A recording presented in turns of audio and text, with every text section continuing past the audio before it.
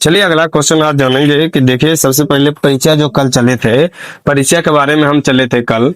आज जानेंगे कि कौन कौन सी मतलब कल जो हम पढ़े थे प्राकृतिक संख्या हो सकते हैं, पूर्ण संख्या हो सकता है, तो ये सब बारे में पढ़े थे, प्रमेय और प्रमेय ये सब। आज चलेंगे त्रिभुज, चतुर्भुज, वर्ग, आयत, वृत्त, समकोण का मान, ये पाई का मान, चतुर्भुज का मान, ये सब का मान जानेंगे। तो सबसे पहले समझते हैं कि क्वेश्चन देखिए, सबसे पहले बेसिक, हम जब बेसिक अपना जान जाएंगे तो उस समय के बाद आपका बनाने में मन लगेगा। सबसे बड़ा चीज है बेसिक, आपको जानना पड़ेगा।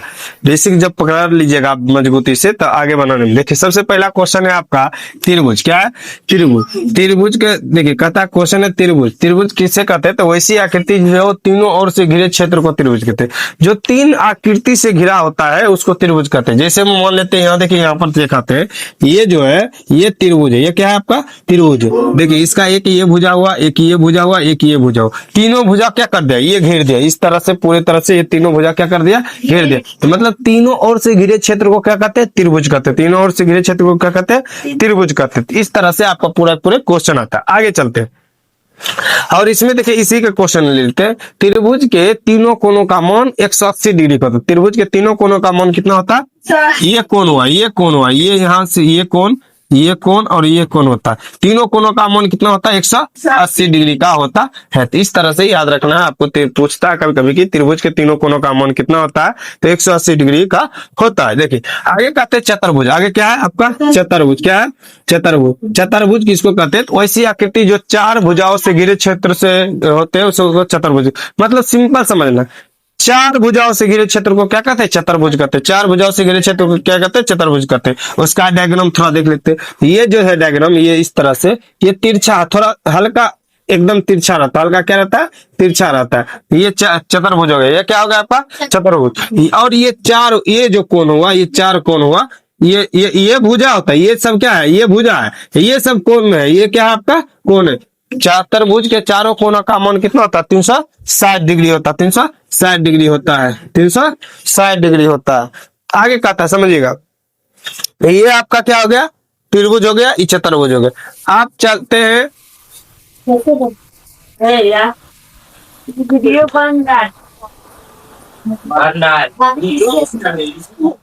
आगे चलते हैं, समझिएगा। आगे का क्वेश्चन समझते हैं कि वर्ग किसे कहते हैं? क्या कहते हैं? वर्ग किसे कहते हैं? वर्ग के बारे में चलते हैं। तो वर्ग नॉर्मल है। वर्ग क्या है आपका? नॉर्मल। तो उस जिस तरह से चतुर्भुज है उसी तरह से वर्ग है। तो कहता है वर्ग किसे कहते हैं? तो वैसी आकृति जिसके चारों भुजा आपस में बराबर हो। क्या हो? आपस में। इसमें चतुर्भुज में आपस में बराबर नहीं हो सकता है। आपस में बराबर नहीं हो सकता है। लेकिन वर्ग में क्या है? चारों भुजा आपस में बराबर। चारों भुजा क्या है? वैसी आकृति जिसके चारों भुजा आपस में बराबर और प्रत्येक कोण 90 डिग्री को। प्रत्येक कोण कितना डिग्री को? आप देखो ये जो है ये सेम टू सेम लिख दी। ये क्या है आपका? सेम टू सेम लिखते हैं। मान चलते हैं, यहाँ से लेते हैं। ये देखिए चारों भुजा बराबर है और ये सब प्रत्येक कोण कितना डिग्री को हो जाएगा? 90 डिग्री। प्रत्येक कोण कितना डिग्री को हो जाएगा? 90 डिग्री को हो जाएगा। तो इसको क्या कहेंगे? वर्ग कहते। क्या कहते हैं? वर्ग कहते। वर्ग कहते, याद रखिएगा। आगे चलते हैं। ये वर्ग हो गया। आगे है आयत। क्या है? आयत कहते हैं। आयत समझते हैं। आयत कहते हैं वैसी आकृति जिसके आमने सामने की भुजा बराबर। वैसी आकृति जिसके आमने सामने की भुजा बराबर हो उसको क्या कहते हैं? आयत कहते हैं। आप देखिए आमने सामने की भुजा, ये मान लेते ये है और ये है, ये है और ये है। ये थोड़ा तिरछा हो गया। सेम टू सेम रहेगा। तो मतलब देखिए ये भुजा इसके बराबर और ये भुजा इसके बराबर। तो वैसी आकृति जिसके आमने सामने के भुजा वो आपस में बराबर हो उसको क्या कहते हैं? आयत कहते हैं। आगे चलते हैं वृत्त। क्या चलते हैं? वृत्त। क्या चलते हैं? वृत्त। वृत्त चलते हैं। वृत्त कहता है वैसी आकृति जो एक बिंदु के चारों ओर खींची गई रेखा को क्या कहते हैं? वृत्त कहते हैं। थोड़ा वृत्त में समझते हैं। वृत्त में थोड़ा ध्यान पूर्वक समझिएगा। वृत्त में क्या होता है? वृत्त थोड़ा समझ लेते हैं, ध्यान दीजिएगा। देखिए ये एक बिंदु है। ये क्या आपका? बिंदु है।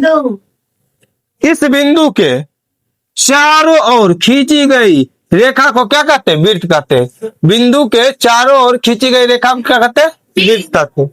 बिंदु से लेकर ये आपका परिधि है। ये क्या आपका है? परिधि। जो रेखा खींची है वो क्या है? आपका परिधि।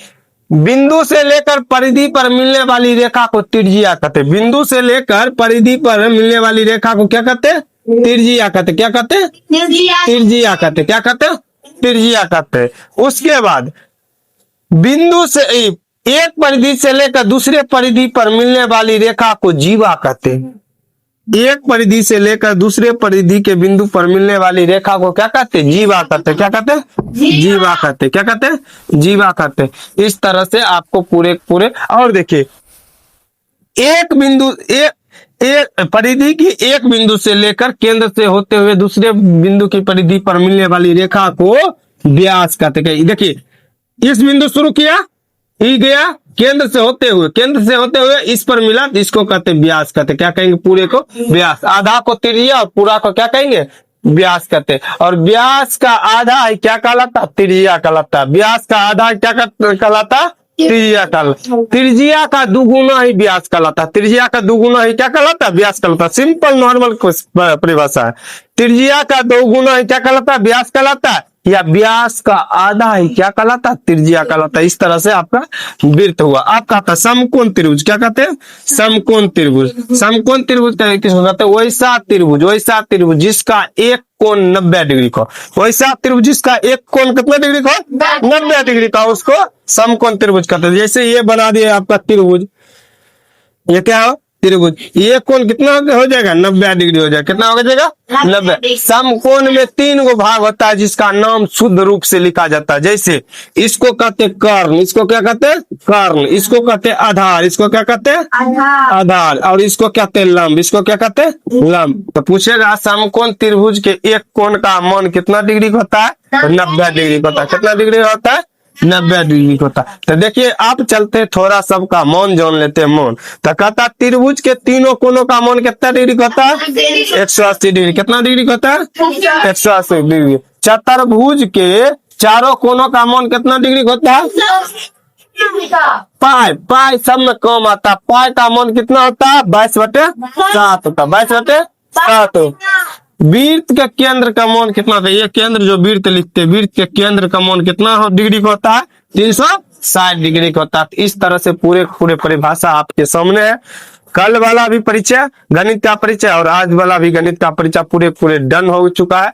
आगे हम मंगल से चलेंगे बुक के परिभाषा की और